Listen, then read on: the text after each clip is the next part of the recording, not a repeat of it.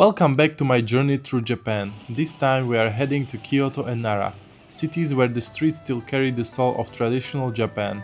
Places that feel familiar, almost like scenes from a movie, yet are very much alive. Come with me as we explore these streets and discover the beauty and charm of this side of Japan together. We start our journey at the Nishi Hongan-ji, one of Kyoto's most important Buddhist temples and a UNESCO World Heritage Site. Even though it's surrounded by the city, it offers a calm and peaceful atmosphere. As you enter, visitors are asked to remove their shoes, instantly setting a tone of respect and mindfulness. The massive wooden halls reflect traditional Japanese architecture and centuries of history, inviting you to slow down and be fully present. My first impressions of Kyoto were very positive. It's a city where you find something interesting around every corner. There are countless beautiful spots and incredible natural views, and even without a strict plan, it's almost impossible not to discover something fascinating and you won't get lost. But it wasn't our case. On our very first day, we headed straight to what is probably the most photogenic spot in all of Kyoto, Yasaka noto. Hidden among long historic streets, right in the middle of the city, stands this charming 5-story pagoda surrounded by greenery and traditional wooden houses. The narrow streets around it are full of life, lined with small cafes, artisan shops, and traditional buildings. The streets leading toward Kiyomizu-dera are some of the busiest and most energetic in Kyoto. If you love matcha, this is definitely the place to try it. The matcha in Kyoto tastes completely different, richer taste and way more authentic than what you are probably used to. Just be ready for long lines because it's super popular. As you follow these streets, you will eventually come to Kiyomizu-dera Temple. Its famous wooden stage just out over the hillside, giving you absolutely stunning views of Kyoto. Surrounded by trees and old buildings, the temple feels both alive and timeless.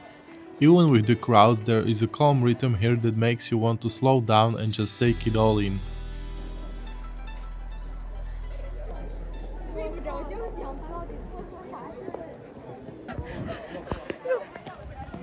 Walking through Kyoto can get a bit hectic, with people almost everywhere, but honestly, that's part of its charm. You will spot plenty of authentic old Japanese houses, many hidden cozy little shops inside. If you are after a quieter experience, I will suggest avoiding the main streets around Yasaka noto, they are usually packed.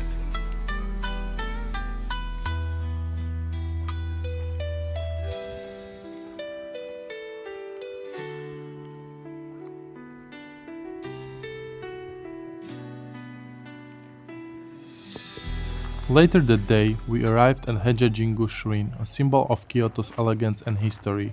After hours of walking, we were already quite exhausted, but the wide open spaces and calm surroundings offer a sense of relief.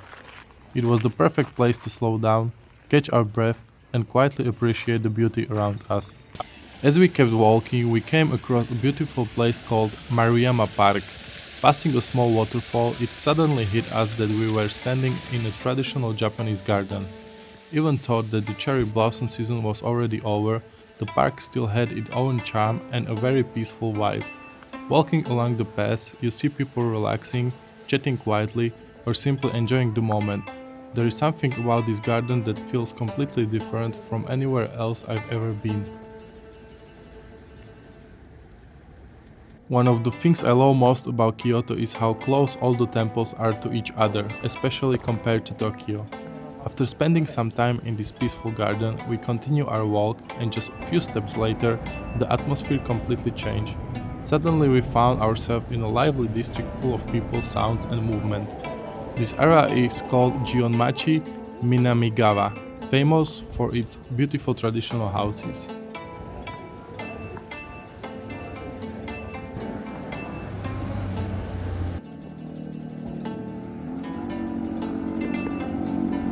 What I really love about Kyoto is the balance.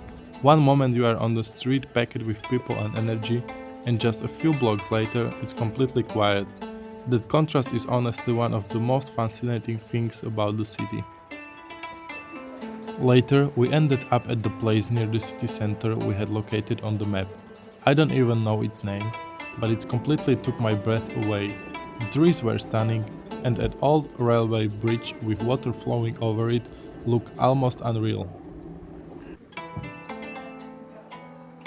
There are so many temples in this area, and we ended our day at Hongan-ji Temple. You might think they are just temples, but trust me, every single one feels unique and carries its own charm and history.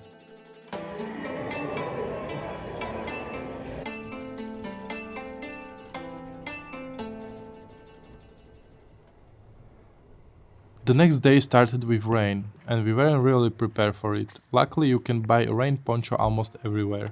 We decided to head to the most famous Arashiyama bamboo grove. It was our first time in a bamboo forest like this, and the atmosphere was truly special, surrounded by tall, endless bamboo stalks. Even though we arrived early in the morning, you should still expect a lot of people, but I definitely recommend visiting this place. When else do you get the chance to walk through a bamboo forest like this? After visiting the grove, take some time to explore the surrounding area. Not far from the forest, there is a river with a small promenade lined with restaurants and locals. You can even spot traditional Japanese boats called wasen on the water, and yes, you can take a ride on them too.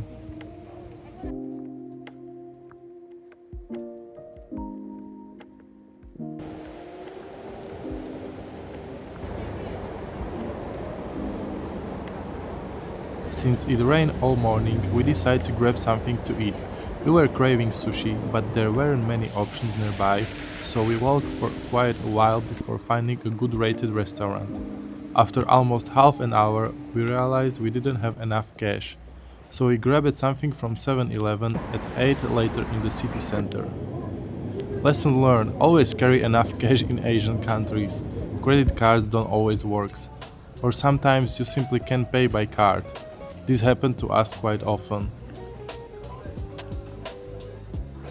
After finding an ATM, we later visited Nishi market, one of the biggest markets in Kyoto. We tried a mix of fried seafood and octopus, and it was really good.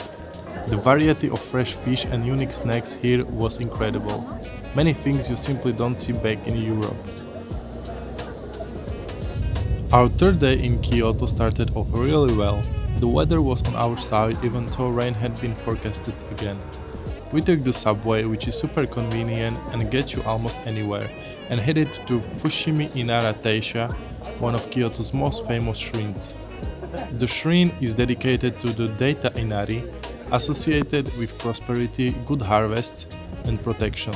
As you start hiking up to the mountains, you will come across many smaller shrines and quiet corners where you can pause and rest. Even though the lower area is very crowded, the higher you go, the more peaceful it becomes, and the view over the Kyoto are absolutely worth it.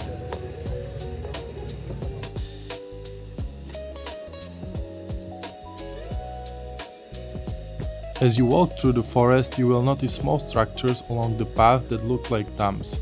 Honestly, I am not entirely sure what they symbolized, but they definitely add to the mysterious atmosphere. Fushimi Inari Taisha is one of those places you will never forget from Japan.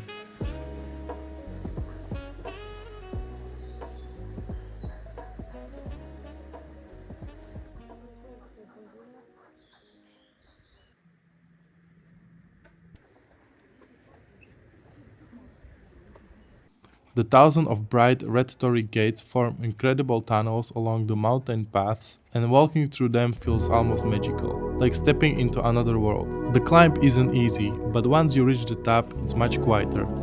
Up there you can finally take great photos without the crowds. We walked the entire loop, which took about an hour and a half. Just keep in mind that this is the most visited spot in Kyoto.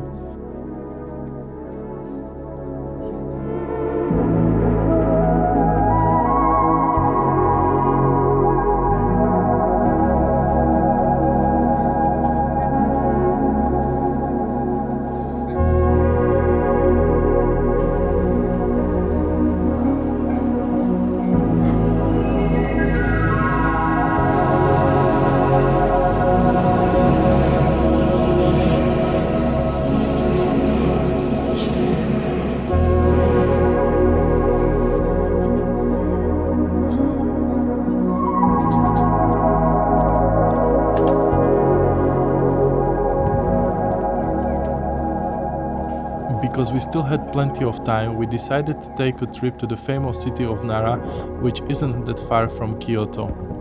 Nara is one of the most popular day trips in the area and is best known for Nara Park, where deer roam freely and aren't shy at all. They will often walk right up to you. The city is also home to ancient temples and shrines, including Todai-ji Temple, with giant Buddha statue. The whole place has a calm, historical vibe that feels like stepping back in time. But let's be honest, most people come to Nara for the deers. They are used to humans that they are not scared at all. There are tons of them in the park, especially around visitors, since people buy food for them from vending stands. That's how they stay right in the main tourist areas.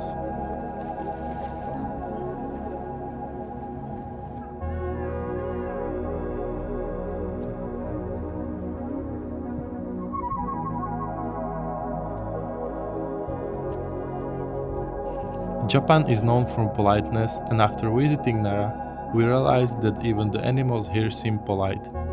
If you had food for the deer and bowed at them, they actually bowed back. That's something you will only experience in Japan. Overall, visiting Nara gave us such a good feeling. It was the perfect escape from busy Kyoto, even if just for half a day. Because of the large numbers of tourists and noticeable temperature changes, the cherry blossom season ended earlier than usual. Luckily, in Nara we were still able to see beautifully blooming cherry trees. Combined with the surrounding nature and too many deers, the atmosphere felt truly special. If you are staying in Kyoto, this is definitely a place I would recommend visiting. Thank you so much for watching the video. In the next one, we will be heading to Osaka, which is the complete opposite of Kyoto, but absolutely a city you don't want to miss. Get ready to stay on Japanese vibe and look forward to the next video.